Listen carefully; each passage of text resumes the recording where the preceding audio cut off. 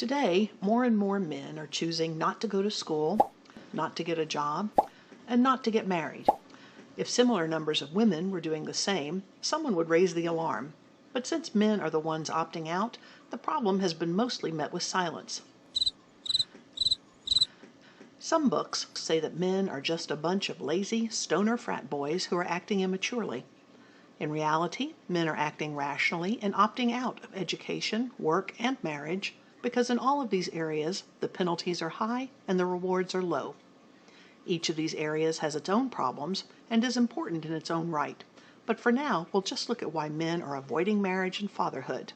The first reason that men don't want to get married is that they'll lose respect. In the past, a man wasn't considered a true adult until he was married and had children. Today, however, husbands and fathers are the butts of jokes, and the media constantly portrays them as buffoons and bumbling idiots. The second reason is that they'll lose out on sex. Men who cohabitate with their partner but aren't married have much more sex than their wedded counterparts. Recent studies have also found that cohabitators are happier and more confident than married couples. The third reason that men don't want to get married is that they could lose their children and their money. Men are aware of the dangers of divorce, specifically that the courts tend to favor mothers. Men only get custody of their children 10% of the time, and overwhelmingly are responsible for paying child support and alimony. The fourth reason is that men will lose their space. Once a man gets married, he's relegated to the dirtiest part of the house, the attic, the basement, the garage. The entire house is supposed to be a shared space, but the rise of the man cave means that the home is increasingly becoming the domain of only the wife and children. The fifth reason that men don't want to get married is that they can lose their freedom. If a man gets divorced and can't afford child support, he can get locked up.